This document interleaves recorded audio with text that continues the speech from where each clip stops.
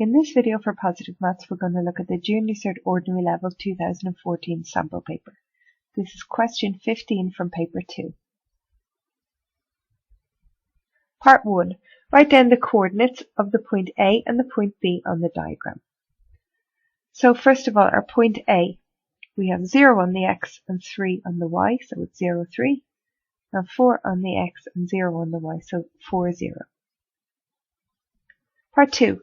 Use the distance formula to find the distance between A and B, or the length of the line segment AB. So the first thing we do is go to our formula and logbook to page 18, where we will find the formulas that we need for coordinate geometry. So to find the length of AB, it's the square root of x2 minus x1 squared plus y2 minus y1 squared. So A, we have 0, 3, and the point B, we have 4, 0. I'm going to label these x1, y1, and x2, y2. I'm going to fill into the formula. So I'm going to have the square root of, so 4 minus 0 to be squared, plus 0 minus 3 to be squared. So I'm going to get the square root of 16, plus 9, which is the square root of 25, which is going to give me 5. So therefore my length AB is equal to 5.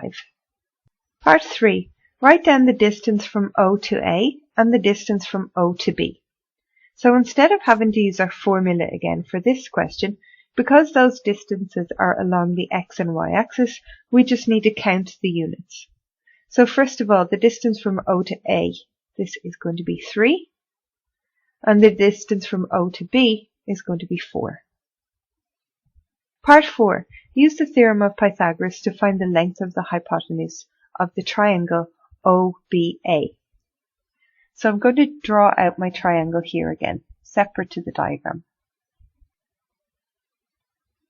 So I know that OB is equal to 4 and OA is equal to 3. They're asking me to find the hypotenuse of this triangle. For now, I'm just going to label this x.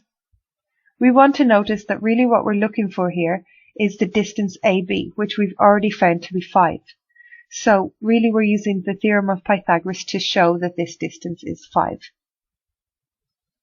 So the theorem of Pythagoras tells us that the hypotenuse squared is equal to the sum of the square of the sides. So x squared is equal to 9 plus 16. X squared is equal to 25. Therefore, x is equal to the square root of 25. So x is equal to 5. So if our answer to part 2 and to part 4 were different, then we would know that we did one of the parts incorrectly and we would have to go back and check where we went wrong.